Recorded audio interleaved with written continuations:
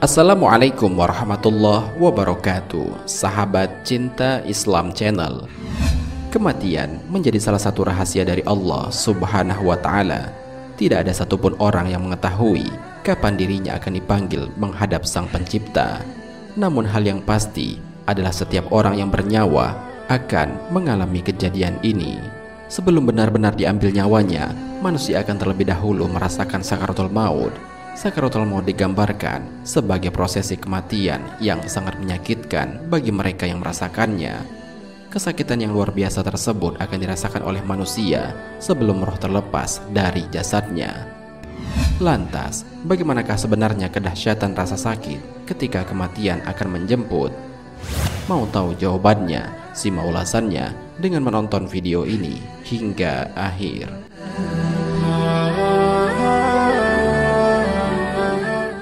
Sebelum lanjut, bagi kalian yang belum subscribe, silahkan untuk menekan tombol subscribe terlebih dahulu.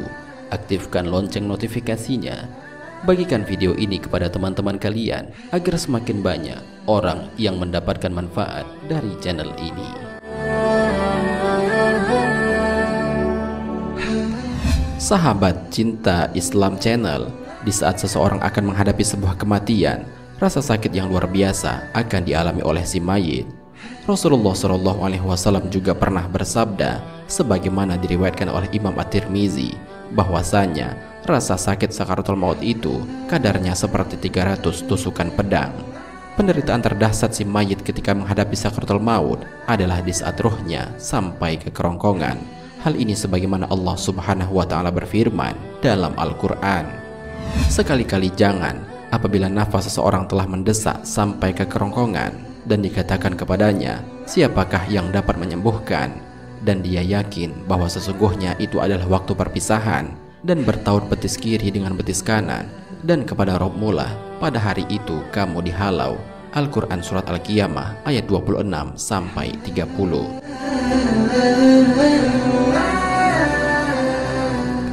Syekh Sa'di menjelaskan, Allah mengingatkan kepada hamba-hambanya dengan keadaan orang-orang yang akan tercabut nyawanya, bahwa ketika ruh sampai pada taroki, yaitu tulang-tulang yang meliputi ujung leher atau kerongkongan, maka pada saat itulah penderitaan mulai berat. Ia mencari segala sarana yang dianggap menyebabkan kesembuhan atau kenyamanan. Karena itu Allah Subhanahu wa Ta'ala berfirman, dan dikatakan kepadanya, siapakah yang akan menyembuhkan? Artinya siapa yang akan meruqyahnya, dari kata ruqyah. Pasalnya mereka telah kehilangan segala terapi umum yang mereka pikirkan, sehingga mereka bergantung sekali pada terapi ilahi. Namun qada dan qadar jika datang dan tiba, maka tidak dapat ditolak.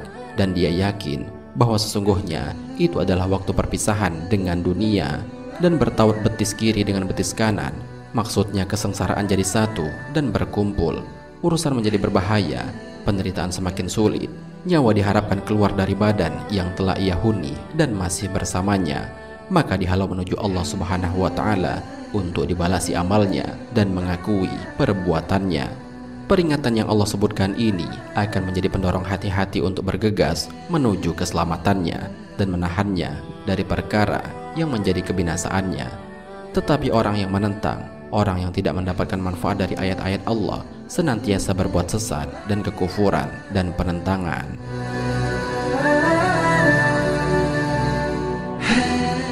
Ketika sakaratul maut itu menjelang, si mayit akan merasakan panas yang luar biasa dan sakit yang tiada terkira. Tak hanya itu, ia juga akan merasa sangat kehausan. Hal ini sebagaimana sebuah kisah mengenai sakaratul maut yang terjadi pada zaman Nabi Isa alaihi salam. Kisah ini berlangsung ketika beliau ditantang oleh kaum kafir untuk membuktikan mukjizatnya, yakni dapat membangkitkan orang yang sudah meninggal atas izin Allah Subhanahu wa Ta'ala. Ketika itu, Nabi Isa alaihi salam ditantang untuk membangkitkan Syam bin Nun yang sudah lama meninggal dunia. Maka pergilah Nabi Isa ke makam orang tersebut untuk sholat 2 rakaat dan memohon kepada Allah untuk membuktikan mukjizat yang dikaruniakan Allah kepada dirinya. Setelah itu Allah Subhanahu wa Ta'ala mengabulkan permintaan beliau. Di saat itu pula bangkitlah Syam bin Nun dari dalam kuburnya dalam keadaan rambutnya yang beruban. Lantas bertanyalah Nabi Isa kepada dirinya, Padahal waktu engkau masih hidup dulu tidak demikian atau tidak beruban. Lalu Syam bin Nun menjawab, aku mendengar panggilanmu dan mengira kiamat telah tiba. Maka tumbuh uban di rambut dan janggutku karena terkejut dan takut. Nabi Isa kemudian bertanya lagi, sejak berapa lama engkau telah meninggal? Dia menjawab, sejak 4000 tahun yang lalu. Tetapi hingga kini, pedihnya sakaratul maut belum juga hilang. Sahabat cinta Islam Channel, pedihnya sakaratul maut ini juga dikisahkan oleh Nabi Idris alaihissalam. Saat itu ia didatangi oleh malaikat Israel. Kedatangannya bukan untuk mencabut nyawanya, melainkan untuk berkunjung. Dalam kesempatan itu, Nabi Idris meminta tolong kepada Israel untuk mencabut nyawanya. Nabi Idris alaihissalam berkata, cabutlah nyawaku, kemudian Allah menghidupkan aku kembali, sehingga aku dapat beribadah lebih giat lagi kepada Allah setelah merasakan betapa perihnya sakaratul maut itu. Lalu atas izin Allah, Israel mencabut nyawa Nabi Idris alaihissalam. Melihat kejadian itu, Israel menangis seraya memohon kepada Allah untuk menghidupkan kembali. Atas kuasanya, Nabi Idris pun hidup kembali. Setelah itu, Israel bertanya kepada Nabi Idris perihal sakaratul maut yang ia alami. Nabi Idris alaihissalam menjawab, sesungguhnya rasa sakaratul maut itu kuumpamakan seperti binatang hidup yang dikelupas kulitnya atau dikuliti hidup-hidup, dan rasanya bahkan 1000 kali lebih sakit. Malaikat Israel pun berkata, sesungguhnya aku mencabut nyawamu secara halus dan hati-hati, dan sungguh hal itu tidak pernah kulakukan sebelumnya.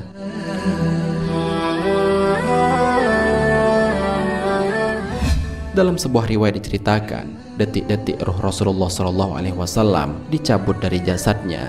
Rasulullah SAW merintih lirih. Beliau berkata, wahai Jibril, betapa sakitnya sakaratul maut ini. Di sebelah Rasulullah sudah ada Fatimah dan Ali yang tertunduk oleh kesedihan mendalam. Melihat Jibril yang juga berada di samping memalingkan wajahnya, Rasulullah SAW bertanya, jijikkah kau melihatku hingga kau palingkan wajahmu, wahai Jibril? Jibril menjawab, siapa yang tega melihat kekasih Allah direnggut ajal? Setelahnya Rasulullah berucap, ya Allah, sungguh dahsyat sakaratul maut ini. Timpahkan saja semua siksa maut ini kepadaku, jangan kepada umatku. Dan ketahuilah bahwa sesungguhnya Israel telah diutus Allah untuk mencabut ruh Rasulullah dengan cara yang paling lembut. Kemudian Rasulullah SAW bersabda, sakitnya sakaratul maut bagaikan tusukan 300 pedang. Hadis riwayat Tirmizi.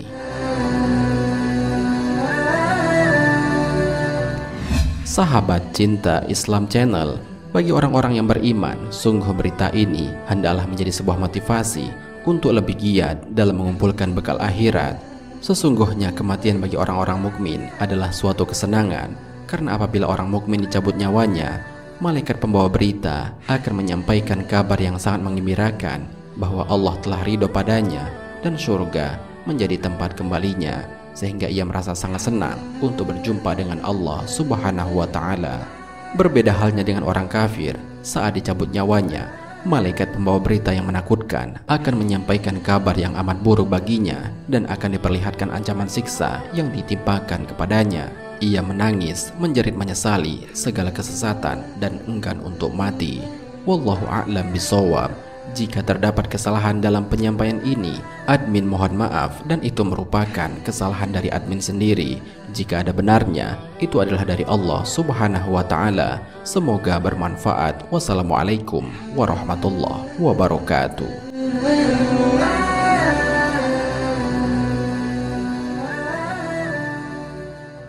شكرا يا ربي شكرا